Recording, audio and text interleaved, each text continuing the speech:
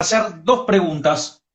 Una es, el otro día lo vi que usted estuvo desde el llano, y a un lado de la imagen estaba José Luis Machinea y del otro lado estaba usted.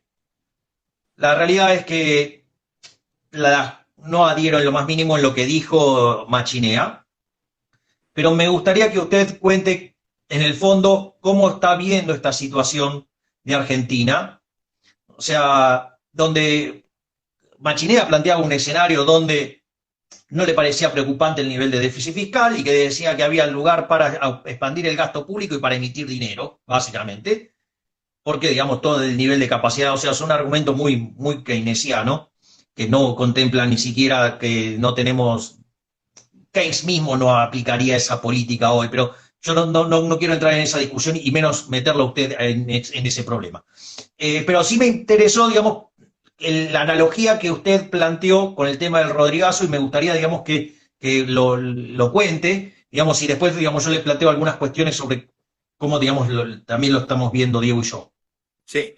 A ver, yo lo que creo es que la economía argentina venía en un sendero malo. La política que siguió el gobierno inicialmente era agravar los desequilibrios que traíamos y el shock produjo una situación muy adversa, pero la reacción del gobierno argentino ha sido que podía intentar compensar eso con una política fiscal muy expansiva y financiando eso con una enorme emisión monetaria. Bueno, ese al símil que yo me acuerdo más patente, será porque me ocurrió en mi juventud, digo, yo viví el año 75, era funcionario en el Ministerio de Economía. Y yo recuerdo que esa expansión monetaria y ese déficit enorme fueron creando una presión hasta que ese desequilibrio estallaba. Y yo lo que veo es que ese déficit se ha financiado colocando deuda en el Banco Central y el Banco Central, que no puede generar financiamiento, sino se lo ha ido sacando a los bancos. Y usted Exacto. tiene detrás de los depósitos de los bancos cada vez una bola más grande de deuda del Banco Central. Sí, de hecho, del 1.3 billón que se emitió para financiar el fisco, el 70%, digamos, está en formas de LELIQs y pases, o sea, fue esterilizado de esa manera, con lo cual, digamos, hoy las LELIQs y pases son más grandes que la base monetaria. Bueno, ahí usted está generando una presión muy grande que está afectando, digamos, la capacidad de los bancos, pero además ha estado aumentando la cantidad de dinero de manera extraordinaria. Entonces, por un lado y por otro, está presionando sobre el tipo de cambio nominal que usted ha fijado, y esa presión a mí me parece que está acumulando y hay un riesgo que eso desemboque, como ocurrió en aquella oportunidad, en una inflación, no en una hiper, pero en una mega inflación. Digo, para que todos los que nos escuchan entiendan. Yo llamo alta inflación la que tuvimos entre 1945 y 1974, promedio 30%. Yo llamo mega inflación a una inflación que va a los 3 dígitos, de los cuales el primero no es la unidad, que es lo que tuvimos entre 1975 y 1988. Y llamo hiperinflación cuando son 4 dígitos. Digo, es una convención. No, está claro porque, digo, esas son definiciones relativas. Nosotros, por ejemplo, con Diego, lo que ahí, digamos, nosotros creemos que el escenario, en algún sentido, desde lo productivo, se parece mucho más al 89, porque creemos que el capital que tenía la economía a mediados de los 70 es mucho más alto que el que hay ahora. No, es verdad que usted venía de 10 años de un muy rápido crecimiento. Acuérdese que entre 63 y 74 la economía argentina había crecido a tasas muy altas. Bueno, por eso, digamos, nosotros creemos que si la configuración se parece mucho más en términos productivos al 89, en términos de un desastre, porque Argentina viene destruyendo capital por los últimos 20 años. O sea, ese es el primer punto, digamos, que nosotros la vemos más parecida al 89 en ese sentido. Hay un punto, Javier, que le puedo hacer que es interesante. Acuérdese que ahí también se fue acumulándose una deuda interna muy grande. ¿Se acuerda cuando había esos bonos que se llamaban todos raros, Tadanticol, Cuando era justamente Machinea presidente del Banco Central. Ese tipo de acumulación de deuda, hay un punto donde ya no se sostiene, porque usted presiona sobre la reserva del Banco Central y ahí tiene el riesgo que se produzca Como el una, día que dijo no tengo más reservas. bueno, una ruptura. Por eso yo usé el ejemplo del 75, porque en el 75 esa presión culminó en una inflación de 3 dígitos que después fue muy difícil de corregir, porque justamente empezó a pasar eso que hoy discutíamos muy al principio. La gente se empezó a desprender muy rápido del dinero. El dinero pasó a Exacto. ser una mancha venenosa. Claro, Los más jóvenes no lo saben, pero ahí fue cuando la gente empezó a dolarizarse.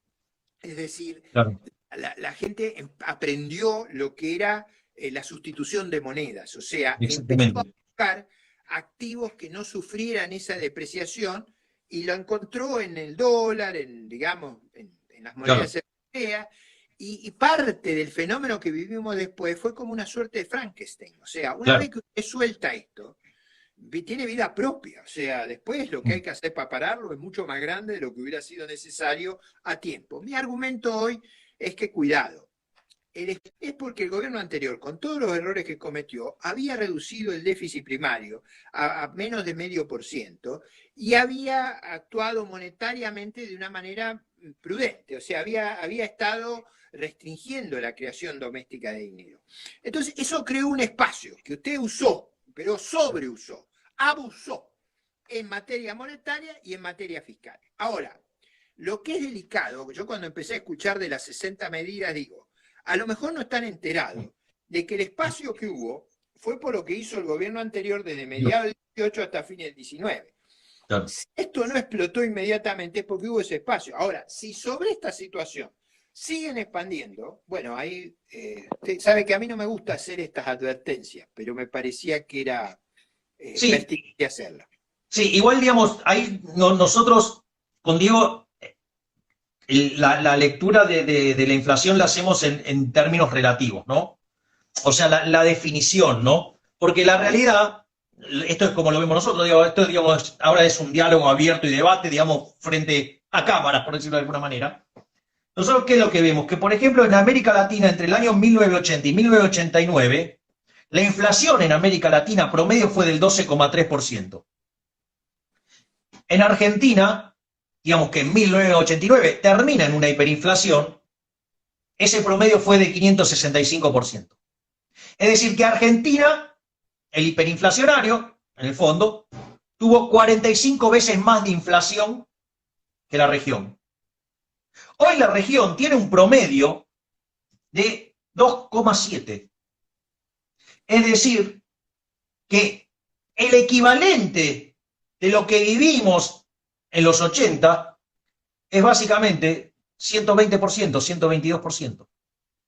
Sí, claro. No, yo digo, yo mis definiciones, usted vio que estas cosas los economistas adaptamos definiciones. Kagan Claro, adoptó que la hiperinflación era arriba del 50% por mes. ¿Por qué mensual.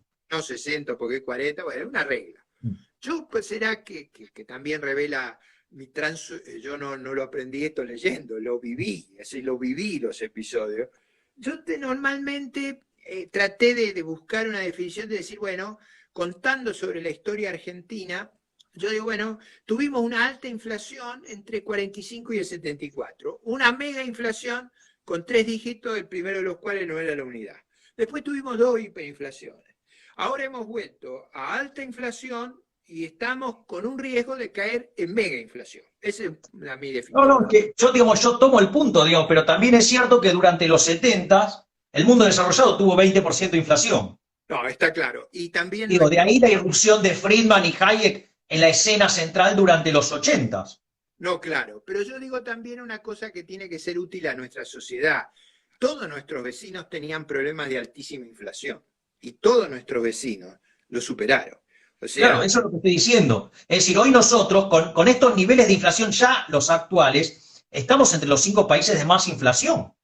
Es no, claro. decir, digo, si vamos a una situación, a un régimen de 3 dígitos, digo, solamente, digamos, tenemos adelante a Venezuela. Sí, no es un lindo ejemplo para seguir. No es por eso. A ver, mi argumento esa noche básicamente es prestemos atención a que estamos en un desequilibrio muy significativo. Exacto. Este desequilibrio tiene una naturaleza fiscal, pero tiene también una naturaleza monetaria. Claro. Hemos emitido mucho y hemos esterilizado de una manera que es muy fácil que se convierta en emisión monetaria. Ese fue Claro. mi No, no, observación. a ver, tío, pero... Cada día estoy más preocupado, no es que estoy menos preocupado. No, no, no, de hecho yo estoy totalmente de acuerdo, digamos, que las políticas, en lugar de arreglar el problema, vinieron a complicarlo. Porque si yo estoy teniendo un shock de oferta negativo, querer arreglarlo con un shock de demanda es un disparate. No, y si además... Otra cosa, Javier, fíjese, yo no es que me quiero desviar, pero yo diría, en un país que tiene un problema sanitario como el que tenemos, y un problema inflacionario y de descomposición productiva, estar poniendo iniciativas como la reforma judicial, alterando... No, bueno, un disparate. Digo, eso hace que no estén viendo el problema que estamos viendo. O sea, yo estoy viendo un problema inmenso. Es como si yo le dijera, viene un tsunami. ¿Qué es lo único consejo que yo le diría a Javier? Vamos para arriba de la colina. No claro, exacto. La cruzamos la ola. Yo tenía claro. fama de cruzador, pero nunca iría a cruzar la ola. Iría para arriba. Bueno, profe, le tengo que hacer la pregunta. ¿Vuelve a la arena electoral? Yo he tratado, esto sirve bien para la confesión. Yo me siento muy distante de la narrativa y de la gestión de este gobierno. Me siento en la... Eso está claro. Eso no. A mí me parece que esto no funciona. Pero también es verdad que he sido muy crítico de la experiencia que finalizó en diciembre. O sea, yo tengo una lectura de que la gestión anterior fue un gran fracaso. Y me parece que esa lectura requiere que nuestra sociedad tenga una alternativa. Una alternativa que enfrente al gobierno, pero una alternativa que también no cargue con la mochila de la gestión pasada. Exacto. Entonces, lo que yo he dicho, y quiero que se entienda con mucha claridad, es que el 21 es una elección parlamentaria y a mí me parece legítimo que compitamos y que construyamos esa alternativa. Y yo, que me había alejado de estas discusiones electorales, me he arremangado para ayudar a que haya un espacio que exprese esa convicción. Como le digo esto, Javier, también le quiero decir, y quiero que todos me entiendan con mucha claridad, yo quiero que este gobierno termine en el 23. Así eso que está claro. Entiendo que compitamos en el 21 y armemos una gran coalición republicana, y yo estoy dispuesto, no está bien lo que voy a decir, pero estoy dispuesto a tragar sapo con tal de que esto termine. Así que competimos en el 21, convergemos en el 23, la autocrítica la tendrán que hacer fuera de nuestra órbita. No quisiera estar yo haciendo la autocrítica de ellos. Y exacto. la mejor estrategia es, en el 21 compitamos. Ahora, también quiero ser franco con usted en otro aspecto. Es posible que la situación sea tan crítica el año que viene que haya una presión social inmensa para que la oposición cree una referencia.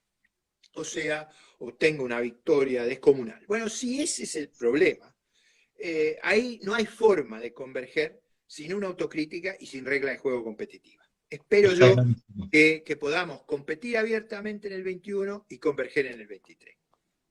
Para no engañar a nadie. Usted me dirá, bueno, pero si hay una gran convergencia, va a tener que ceder algunos puntos. Sí, yo estoy dispuesto a ser muy firme en el debate intelectual y mantenerme con toda claridad. En la vida política yo estoy dispuesto a aceptar que enfrento dilemas. Y con tal de asegurarme que los que se van, yo estoy dispuesto a hacer algunas concesiones. Así que estaremos dentro de esa coalición, que no será nuestra, pero va a estar nuestras ideas batallando, y ojalá tengamos la conducción, porque hicimos una espectacular elección en el 21. Ahí no se va a equivocar el país.